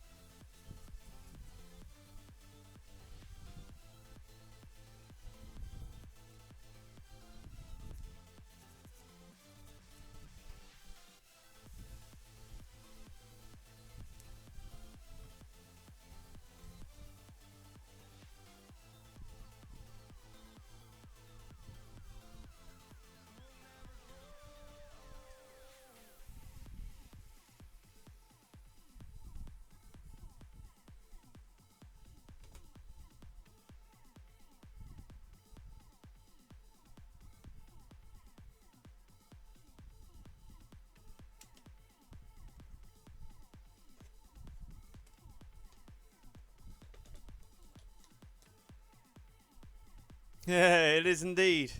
Yeah, I'm a member of Ferrari Models, so yeah. And I also use a lot of his washes as well. Yeah, I've been a member for about over a year now, I think. In fact, I think it's probably coming up to 2 years, if anything, actually. Because I started the Ferrari Models forum, I think, a few months after I got into modelling.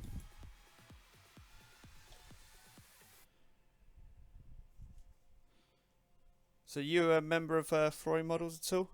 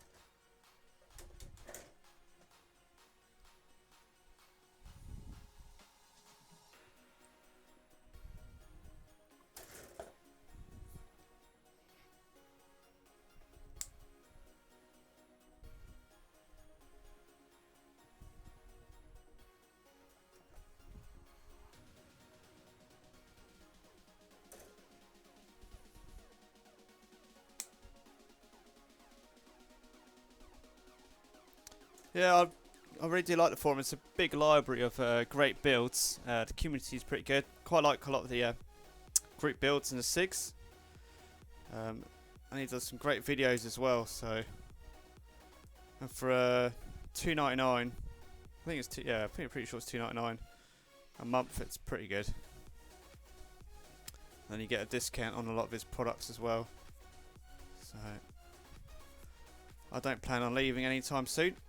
Also got my brother involved with the Ferrari Models as well, because he likes watching a lot of the builds he does.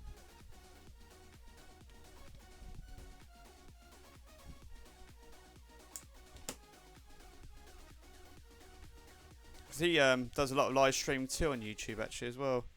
I think he does Saturday for definite, I think, and also during the week sometime. He's not on Twitch though. I don't know if that's something he's ever going to do, but it'd be cool if he was.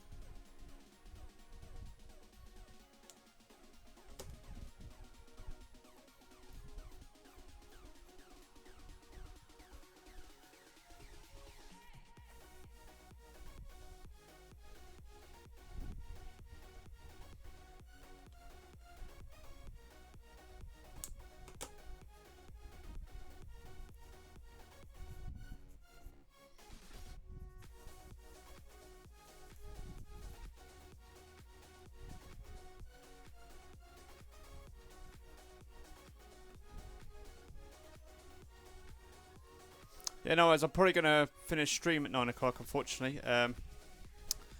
Got work in the morning and all that. So I'll be streaming again on Tuesdays. So Tuesdays and Sundays for definite, and then sometimes, if I can do it, I'll stream another day during the week. But thanks for joining and watching. Really do appreciate it. And thanks for the follow. It means a lot.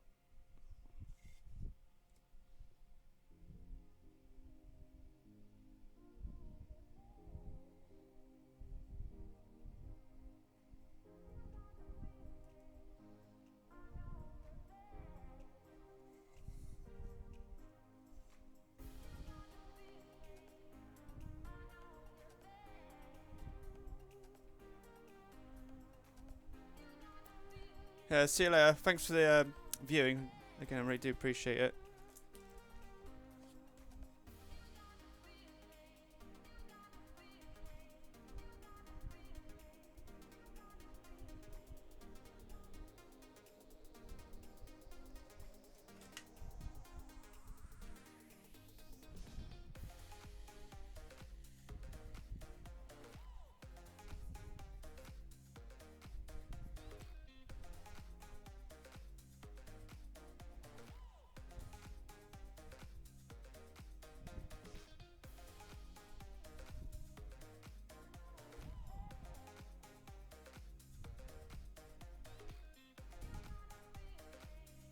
It's the Philly fit.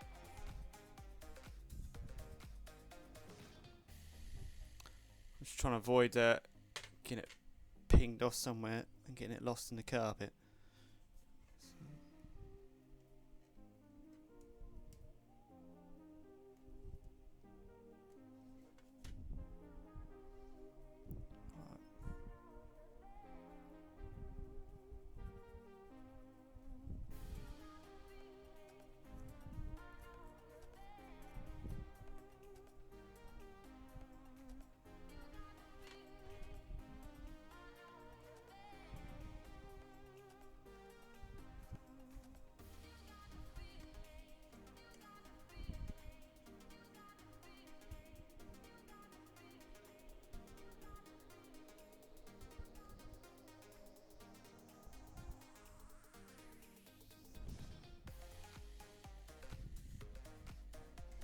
That is a bit of a poor fit, to be honest with you. Got to sand this down and square it off a bit.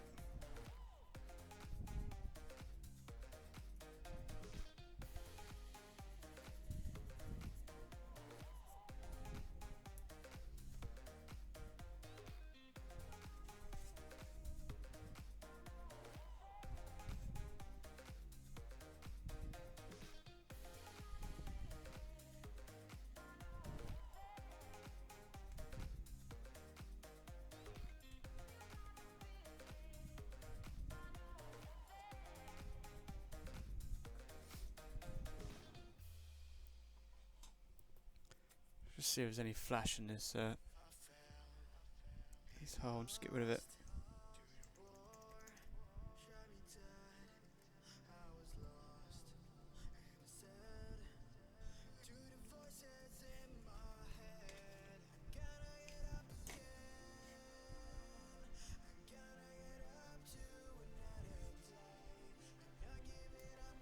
There you go.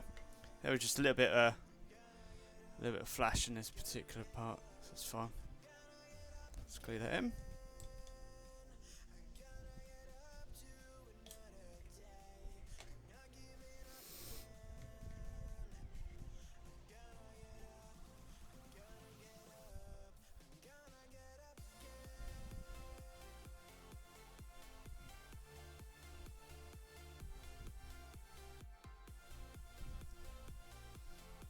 Probably gonna have to look at some reference shots for this Shumix,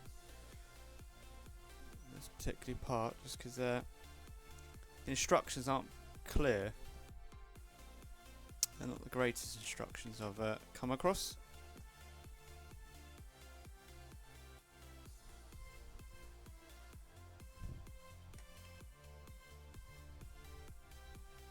There you go. There it is. Nice fit there. Screw that in place. Yeah.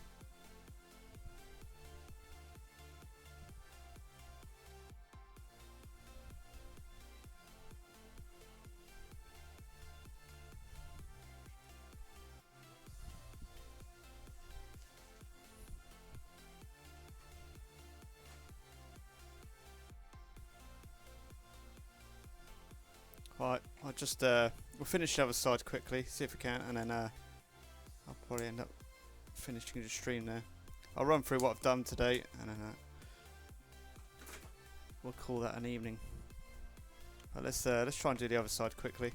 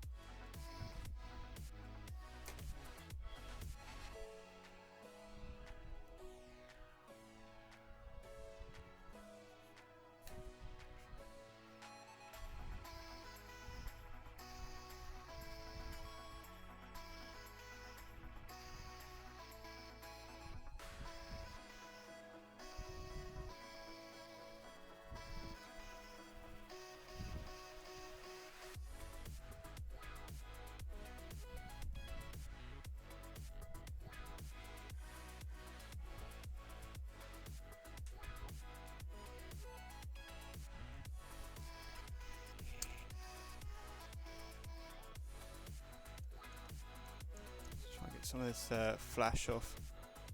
Make it a lot easier to fit in.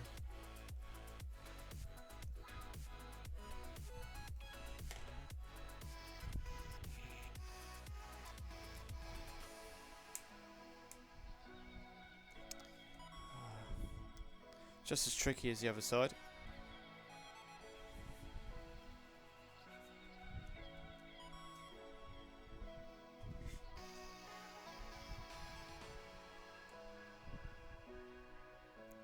There you go.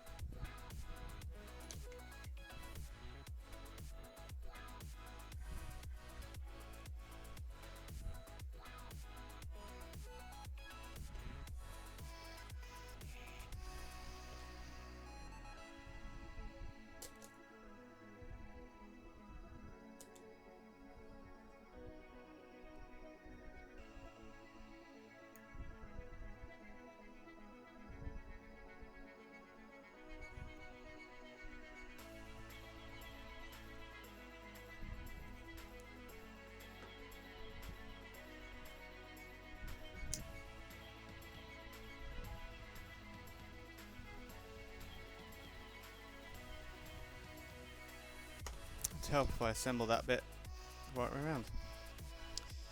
It's better.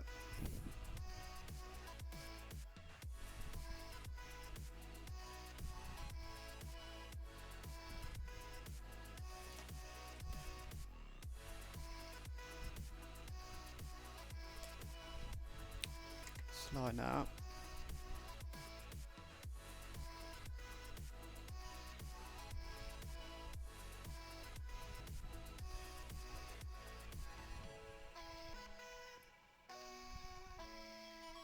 Cool. So that's done. So just quickly briefly run through what I've done this evening. So we used Tamiya Dark Iron after priming it yesterday. And then we used Burnt Umber, thinned it down with odorless thinners, just gave this a quick coat. So that's going to be like the first layer of weathering to make this nice rusty. Gave our holes a nice coat of Tamiya olive drab.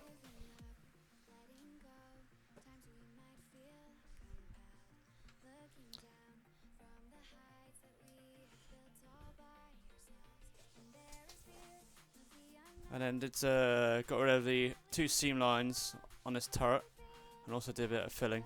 Once that's dried, going to go over with a bit of sander, then go over again with the primer, and then that'll be ready for the olive drab. And then our little cart is also ready to be primed up and painted as well. And then moved on to the Abrams. So, going to call that end of the stream. Thanks for all those who joined. Hopefully you can join again on Tuesday, same time, 7 o'clock. Thanks for those who followed, appreciate it. See you again later. Thank you.